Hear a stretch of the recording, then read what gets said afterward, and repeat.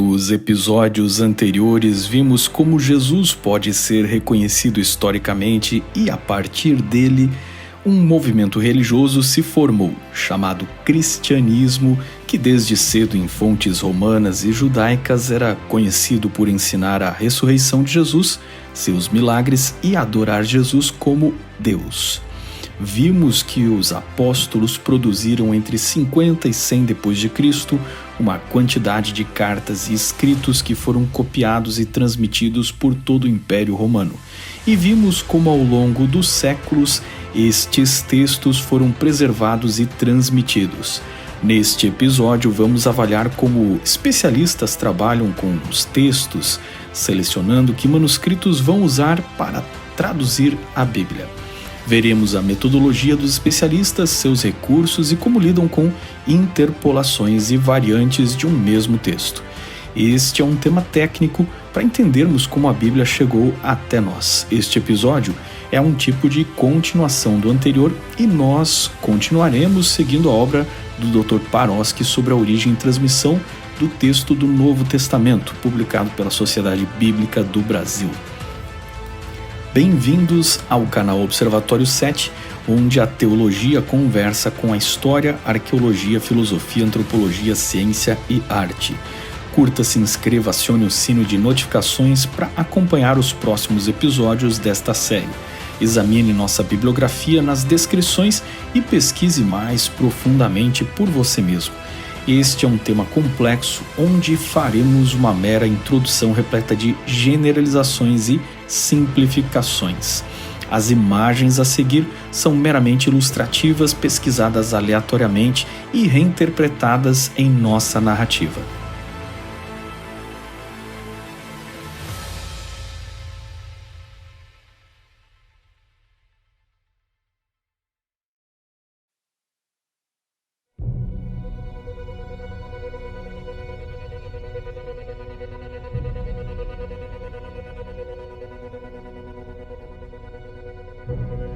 Uma vez que o Novo Testamento possui literalmente milhares de cópias em manuscritos em diferentes museus do mundo, é o único documento da história com tamanha quantidade de fontes pares que podem ser comparadas.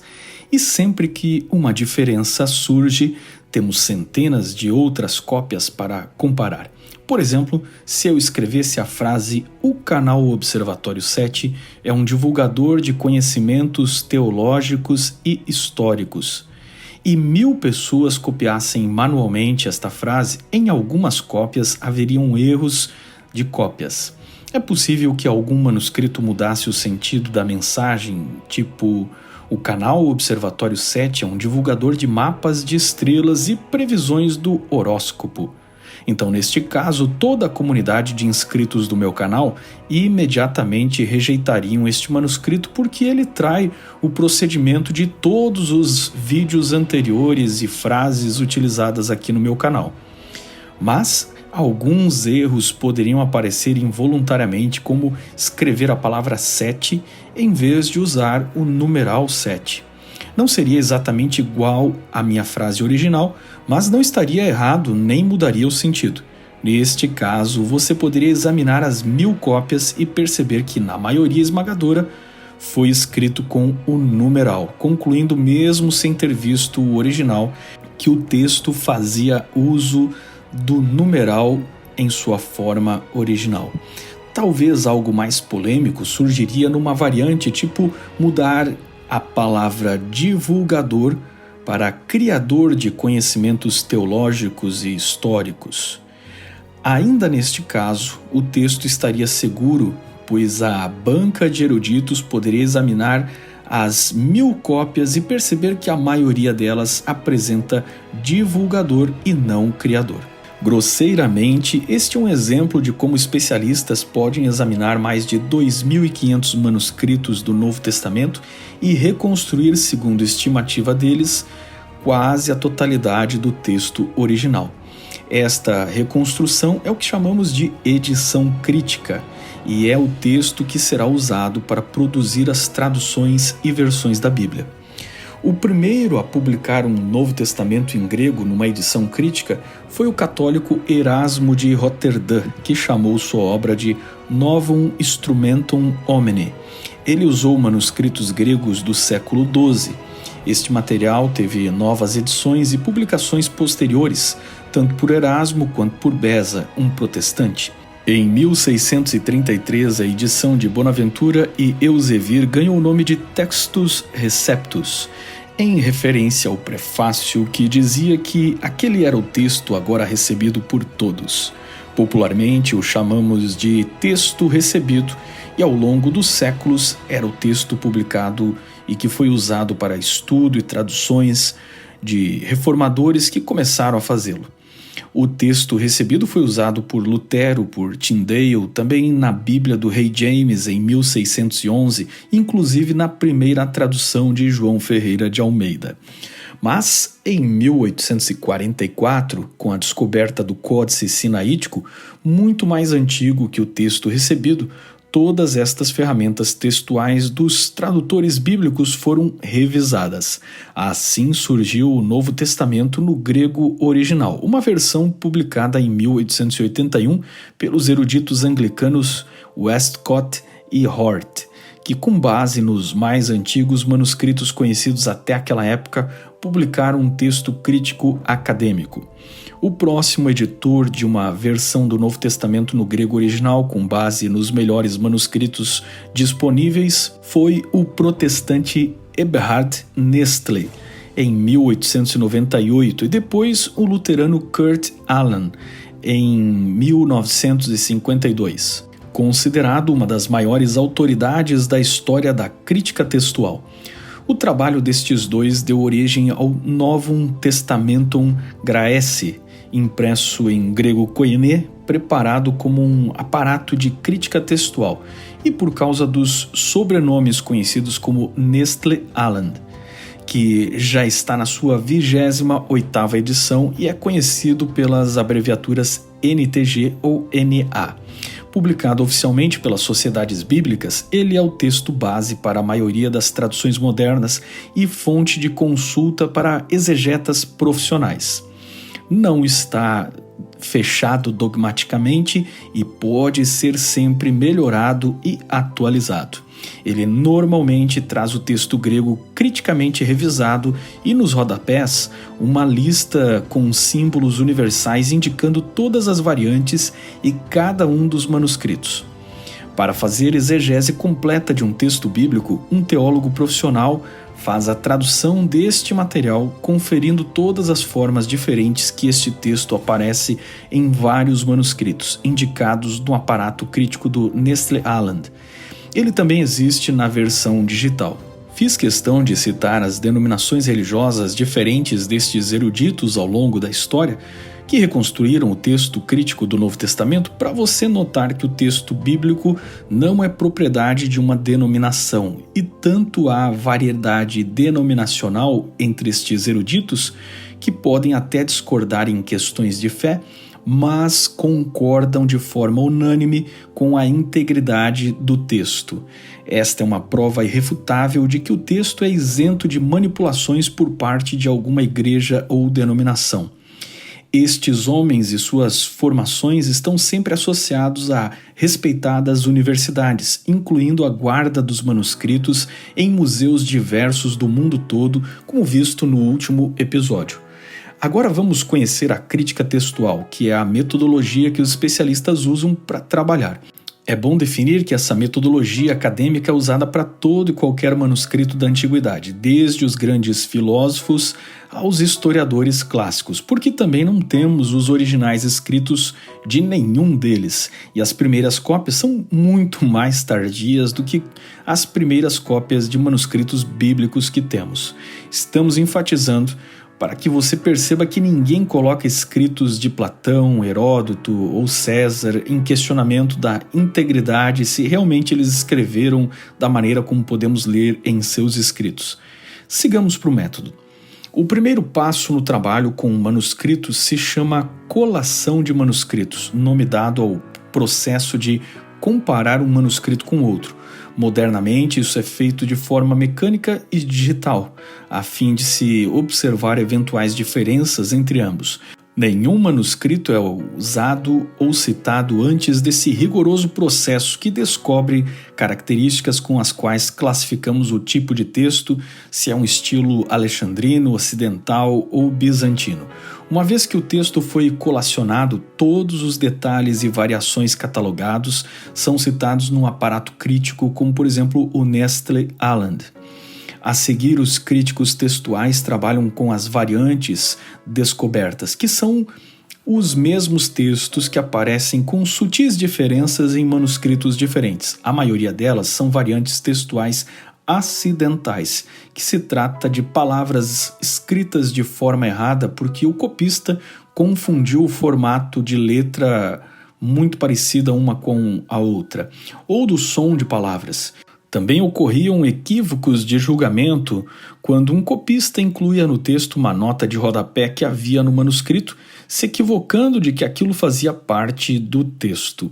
Acredita-se que foi assim que acidentalmente se interpolou para dentro do texto o detalhe do anjo movendo as águas no tanque de Betesda, registrado em João 5, 3-4. Uma interpolação são estes trechos que em algumas de nossas Bíblias aparecem entre colchetes, indicando que não estavam nos manuscritos mais antigos. Existem poucos destes e veremos os mais famosos. A maioria esmagadora destas interpolações e diferenças de manuscritos se refere a diferenças triviais, onde expressões ou palavras sinônimas ocorrem. Elas em nada mudam o sentido do texto, mas o problema de desconhecer isso resulta em expectativas erradas que levam a decepções. Este pode ter sido o caso do famoso teólogo americano Bart Ehrman, que iniciou sua vida como um crente devoto e se tornou agnóstico, hoje sendo usado como referência por quem não acredita na Bíblia e usa seus argumentos. Numa entrevista de Bart a uma rádio norte-americana, ele conta como foi criado com o conceito de que a Bíblia não tem erros no texto e como Deus inspirou aquele texto. Ele descreve sua trajetória indo para o seminário, aprendendo grego, teologia, apologética e até que sua brilhante e respeitada trajetória acadêmica em Princeton, ele percebe que, dentre todos os manuscritos, não havia um exatamente igual ao outro, contendo divergências que exemplifiquei acima.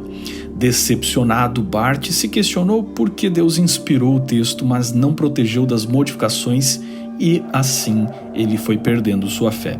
Na entrevista, ele conta sobre sua sensação ao deixar o cristianismo, e a descrição é bem triste, nos faz ter pena dele, pois ele diz que não sentiu raiva, e sim um imenso vazio na vida, e a tarefa de tentar preencher com outras coisas. É triste ver uma pessoa vazia. Nos links das descrições deixarei a indicação de respostas a Bart e argumentos semelhantes ao dele. Aqui não temos tempo de abordar tudo e não faz parte do objetivo desta série ser uma série de apologética e respostas. A decisão de fé de Bart é uma questão de consciência dele e nos cabe respeitar, mas expectativas erradas produzem decepções. Pensar que qualquer documento gráfico, copiado milhares de vezes de forma manual, está isento de erros de cópias é uma ideia um pouco infantil, se é que me entendem. Atribuir que neste processo o conteúdo de uma mensagem tenha sido modificado, aí já é uma pretensão que precisa de provas à luz de evidências de um texto original produzido pelo próprio autor, que, é claro, é algo que não temos, e mostrar onde sua mensagem passou a ensinar algo completamente diferente que o objetivo original. Bart e ninguém pode fazer isso, e até que possam, é melhor não afirmar que o texto foi mudado, pois só sabemos que existem erros de cópias porque temos milhares de outras cópias nas quais não há erros e podemos comparar e produzir um texto reconstruído e corrigido, digno de integridade em toda a mensagem. Além do mais, se o original escrito pela mão do apóstolo surgisse, certamente nos reportaríamos a ele, mas seguimos nos reportando ao melhor que temos. Na verdade, Barth nunca descobriu os erros de cópias dos manuscritos estudando com os ateus. Quem lhe contou isso foi o seminário de teologia, estudando com crentes e especialistas em grego e manuscritos antigos. Barth, por exemplo, foi aluno de Bruce Metzinger, já falecido e reconhecido como um dos maiores eruditos em Novo Testamento. Metzinger, um presbiteriano que trabalhou em Princeton e no Conselho das Sociedades Bíblicas Unidas, considerava que o Novo Testamento podia ser reconstruído com razoável precisão, ainda que não em totalidade. Outros eruditos que se somam aos que confiam na integridade do texto são N.T. Wright, F.F. Bruce e D.A. Carson. Não há nada escondido da cristandade. Então, vamos lidar a seguir com as variantes mais complicadas, as chamadas variantes intencionais, e com casos de maior extensão de texto. Existe, por exemplo, um caso muito curioso de um copista do Codex Vaticanus, que depois de tornar a substituir erroneamente uma palavra grega em Hebreus 1:3, indignado que alguém mudasse sua correção, que ele julgava ser a original, escreveu ao lado do texto uma nota alertando futuros corretores. Imbecil, safado, não mude a leitura antiga, deixe-a em paz. Baseado no tom dele, perceba o quanto eles davam valor e revisavam o que era copiado. Há também casos de correções para fins litúrgicos, que eram anotações feitas para serem lidas como reação ou instrução em algum culto e acabavam absorvidas como interpolações no texto. Este é o caso da frase "Teu é o reino, o poder e a glória para sempre. Amém", de Mateus 6, 9-13, que não contraria em nada o ensino do Pai Nosso, mas surgiu inspirada no texto de 1 Crônicas 29, 11-13, virou um pequeno trecho litúrgico absorvido no texto original. Na verdade, algumas de nossas interpolações mais famosas entraram para os manuscritos justamente pelo processo de cópia, onde o copista confundiu algum comentário de copistas anteriores na margem do texto, pensando que era parte do texto original. Um exemplo disso é a chamada Comma Johanneum, ou cláusula joanina, de 1 João 5, 7-8.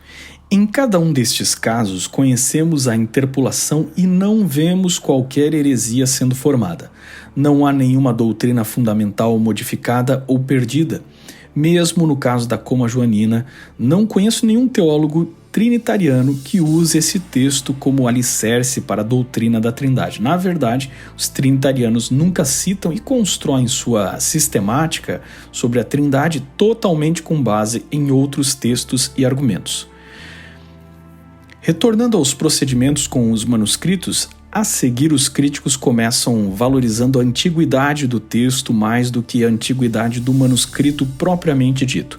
Isso quer dizer que a datação do estilo de escrever é mais importante que a datação de quando foi escrito.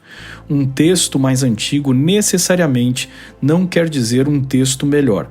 O mais antigo não quer dizer também o mais original, pois podemos estar lidando com um erro mais antigo enquanto um texto mais jovem ficou livre deste erro. Sempre a comparação com a quantidade de cópias é muito importante. A seguir, eles estabelecem o parentesco de textos diferentes e sua cronologia e descendência. Finalmente, elege-se a variante que melhor explique a origem de todas as outras. Quando achamos uma variante, não é que ela não estava no original, pois o conceito de original é bem diverso e podemos nos referir à língua original ou ao autógrafo escrito pelo autor original. Mas o problema é que a interpolação são acréscimos que não estavam em textos mais antigos, indicando que ela é um material secundário ao autor. Nós vamos exemplificar com os dois textos mais famosos e maiores do Evangelho, que são interpolações, e veremos como os tradutores, teólogos e outros lidam com eles. Marcos 16, 9 a 20, chamado de Conclusão de Marcos, que aliás tem duas versões, a longa que nós conhecemos melhor e a pequena conclusão, usada em poucas versões. Qualquer que seja, a partir do verso 9 de Marcos 16, não existe nos manuscritos mais antigos como o Códice Sinaítico, e outros mais recentes acrescentam sinais ao lado do texto que identificam a origem duvidosa dele. Paroski, na nossa bibliografia, dá a lista detalhada das variantes e análises destas, mas parece difícil acreditar que Marcos terminaria seu evangelho descrevendo a reação de espanto das mulheres diante do túmulo vazio. Então, o que aconteceu com o verdadeiro final do evangelho escrito por Marcos e como surgiu a versão que temos dele dos versos 9 a 20, seu último capítulo? O mais provável é que este trecho foi acidentalmente perdido, muito cedo na história, e é evidente que as primeiras e últimas folhas de qualquer manuscrito estavam mais expostas ao desgaste. Como supõe-se que Marcos foi o primeiro a ser escrito, teria gerado muito interesse, desgastando o material devido a tanto manuseio. Mas, algum tempo depois, vieram os evangelhos de Mateus e Lucas mais completos, o que poderia ter deixado um pouco de lado o Evangelho de Marcos. Quando os três evangelhos foram reunidos, alguns copistas resolveram preservar Marcos, já que, ainda que desgastado e mutilado em seu final, não se jogaria fora um escrito inspirado, enquanto outros, inconformados com o final abrupto, resolveram reconstruí-lo à luz do final de Mateus e Lucas, e acrescentando um tom de teologia de Atos, como a promessa de sinais e milagres que vemos cumprida em Atos, ou como o falar em novas línguas e pegar em serpentes. Tendo sido assim ou não, o fato é que o estudo comparado de manuscritos demonstra que o final de Marcos 18, do verso 9 até o 20, foi incluído muito cedo, por volta de no máximo metade do segundo século, em algum lugar da Ásia Menor, uma região do cristianismo apostólico, e de lá esta versão foi levada para a Síria e para Roma, incorporado também em manuscritos siríacos e latinos. Entretanto, dado o comparativo de evangelhos, podemos presumir que o final verdadeiro não deveria ser tão diferente de Lucas e Mateus, e os editores do Novo Testamento em grego escolheram manter o texto entre colchetes duplos, um símbolo honesto indicando o caráter secundário deste trecho. Uma avaliação teológica disso tudo demonstra que não há qualquer incongruência doutrinária entre Marcos e o final dos demais evangelhos ou ensinos que vemos refletidos no livro de Atos. A segunda mais famosa interpolação trata-se de uma história mais clássica de Jesus no Evangelho de João, conhecida como perícope da mulher adúltera, porque teólogos chamam de perícope um trecho das Escrituras que está numa mesma unidade literária. João 7:53 a 8:11, temos o relato de uma mulher flagrada em adultério e as palavras famosas de Jesus: quem não tiver pecado, que atire a primeira pedra. Paroski, em sua obra, apresenta uma longa e detalhada análise de fatores internos e externos sobre essa passagem tão fascinante. Entretanto, a conclusão é que a perícope da mulher adúltera não é original ao Evangelho de João. Se é autoria de João, isso é outro assunto, mas não foi composta originalmente dentro do Evangelho de João. Semelhante ao final de Marcos, devido à antiguidade deste texto, os organizadores do Novo Testamento em grego optaram em manter o texto no mesmo lugar entre colchetes duplos, honestamente indicando que são uma fonte secundária e não estavam lá desde o início. Mas isso não é tudo, pois além de ser uma história maravilhosa, em harmonia com o caráter e ensinos de Jesus, há várias evidências de sua autenticidade histórica, ou seja, que este relato realmente aconteceu e havia sido preservado em outras fontes evangélicas que foram enxertadas em João. Paroski avalia que o relato poderia estar num fragmento composto por um apóstolo, provavelmente o próprio João, e este fragmento acabou incluso como nota de rodapé no texto do Evangelho de João, para explicar, através de um exemplo, a frase que encontramos em João 8,15: Eu a ninguém julgo. A seguir, em cópias posteriores, esta nota acabou migrando de forma intencional ou acidental para dentro do texto. A maioria dos copistas entendeu que a história interromperia menos o texto depois de 7,52, mas em algumas variantes ele também aparece em outras partes do Evangelho. Que o conhecimento desta história é muito antigo, disso sabemos por obras dos primeiros cristãos. O Didascália tem referências a ela no III século. Referências a esta história também são encontradas na Síria, na metade do II século. E Eusébio cita Papias, que Irineu disse ter sido discípulo do próprio apóstolo João, o autor do Evangelho. Papias explicou a história de uma mulher acusada diante de Jesus de diversos pecados, e isso estaria no Evangelho aos Hebreus. Se Papias foi mesmo um discípulo de João, ele pode ter recebido a história do próprio João, que originalmente tinha escrito seu Evangelho, mas não incluiu esta história. João escreveu outras pequenas cartas, então não é difícil que tenha escrito muitas outras que foram perdidas, inclusive uma que tivesse a história da mulher acusada de adultério e que esta memória tenha se preservado entre Papias e outros próximos. E o que seria este Evangelho aos Hebreus mencionados por Papias?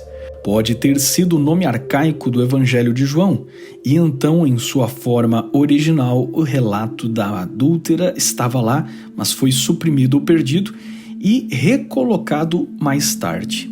Ou pode também ter sido um pequeno evangelho específico, ou ainda um outro escrito joanino perdido, como citamos, que depois foi transmitido por Papias até que entrou para o texto do Evangelho em notas de rodapé e foi interpolado com o tempo. Ou poderia ser um evangelho de algum outro apóstolo que foi perdido, mas salvou-se esse pequeno trecho conhecido na Igreja Antiga, que, para não perdê-lo completamente, incluiu, através dos copistas, ainda muito cedo no texto joanino, por relação com a teologia joanina e pelo fato de que o Evangelho de João era bem mais tardio. Concluindo, a perícope da mulher adúltera certamente foi interpolada no texto de João, mas isso não quer dizer que a perícope da mulher adúltera não tenha origem apostólica, ou que não seja histórica, e que não deveria ser canônica. Esta bela história já foi chamada de a pérola perdida da antiga tradição evangélica e contém todos os indícios de ser autêntica e é tratada assim por grande número de intérpretes, dentro dos quais me incluo. Os primeiros cristãos já a conheciam e nunca lutaram contra esse texto ou criticaram essa história, considerando como um dos mais belos exemplos da sabedoria, bondade, justiça e misericórdia de Jesus. Histórico ou não, parábola ou fato, não há heresia nela e seu ensino ético está perfeitamente em ordem com o Evangelho. Particularmente, creio que a história realmente ocorreu, mas canonicidade e historicidade não devem ser confundidas. Não é porque um texto grego é realmente histórico e fala sobre Jesus que ele deve ser canônico, e nem por isso estou dizendo que devemos banir essa perícope do texto bíblico. Como diz Paroski, em se tratando das leituras supostamente autênticas presentes na tradição manuscrita, porém, como no caso da perícope da adúltera, a presença delas no texto impresso talvez até possa ser admitida, desde que haja suficiente indicação de que não fazem parte do texto original. Neste caso, o uso dos colchetes indicando a adição posterior ou notas explicativas talvez continue sendo a melhor alternativa. E o que dizer das traduções e versões que usamos? O princípio é semelhante ao trabalho com as cópias. Vimos que, para ter certeza do melhor texto, seguimos um método crítico comparando todas as cópias. Com as traduções é o mesmo. Ainda que um texto seja mal traduzido para a nossa língua, não seremos enganados porque buscamos um ensino bíblico e este ensino, para ser doutrinário, deve estar presente em toda a Escritura e não apenas num lugar isolado. Além disso, podemos comparar diferentes traduções. Além de comparar essas traduções diferentes, é mais importante comparar o mesmo assunto no ensino de toda a Escritura, já que admitimos que o autor é o Espírito Santo. Um texto duvidoso ou obscuro será explicado e interpretado à luz do conjunto de dezenas de outros textos mais claros. Pelo mais diverso que seja o cristianismo, usamos uma metodologia comum.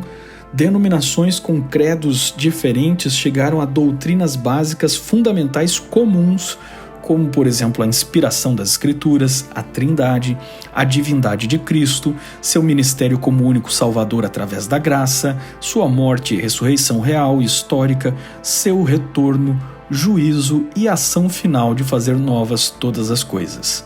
É sobre isso que os teólogos descrevem a Bíblia como contendo toda a verdade e como sendo infalível em seu ensino. As sociedades bíblicas que produzem Bíblias em todos os países, traduzindo para o idioma local, contam com eruditos profissionalmente formados dos mais variados credos religiosos, e isso já serve para fiscalizar e demonstrar a isenção de seu trabalho. É por esta diversidade e seriedade, que neste canal respeitamos tanto o trabalho da Sociedade Bíblica do Brasil e de outros países. O hebraico não é um privilégio dos judeus, assim como o inglês não é um privilégio dos ingleses. Qualquer pessoa pode aprender a dominar uma outra língua, e ser judeu não significa interpretar teologicamente correto textos hebraicos, como ser cristão não significa interpretar corretamente textos gregos.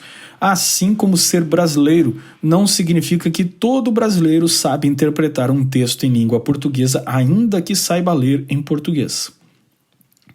Houve um tempo na história que a Bíblia era o livro inacessível às pessoas, propriedade intelectual de um clero que a mantinha em língua diferente da língua comum do povo. Sacerdotes usavam o argumento de que o povo não tinha cultura para entendê-la, e o clero enunciava o que as pessoas deveriam acreditar. Isso era uma mentira e homens cultos se levantaram para pôr fim nela. Esforçando-se, eles pagaram com a própria vida para dar o texto ao povo em língua comum, para que cada pessoa pudesse ler por si mesma e seguir sua consciência. O argumento que a verdade só pode ser entendida na língua original é a volta da velha mentira do clero exclusivista. O mesmo argumento exclusivista vejo hoje circulando na internet. Pessoas desmerecem a interpretação de outras porque estas não sabem ler no original hebraico ou grego. Este é o mesmo argumento ad hominem, tentando desmerecer o autor de uma ideia sem tratar sobre a ideia e sim sobre a pessoa. Semelhante é o argumento de tentar desacreditar o texto para desacreditar a mensagem cristã. A força do cristianismo não está no texto gráfico, mas no exemplo que Jesus deixou em sua vida e gerou este texto gráfico. O grego e o hebraico são fundamentais. Se você os dominar, eu garanto que terá um horizonte muito maior de compreensão. Mas um ateu que sabe grego e hebraico, ou um crente que domina tais línguas, não necessariamente é capaz de produzir a melhor tradução bíblica. Então, qual é a melhor tradução da Bíblia? A melhor tradução da Bíblia é aquela onde um analfabeto ou um erudito mostra por seus atos a prática da graça de Cristo, do amor do Pai e da comunhão do Espírito.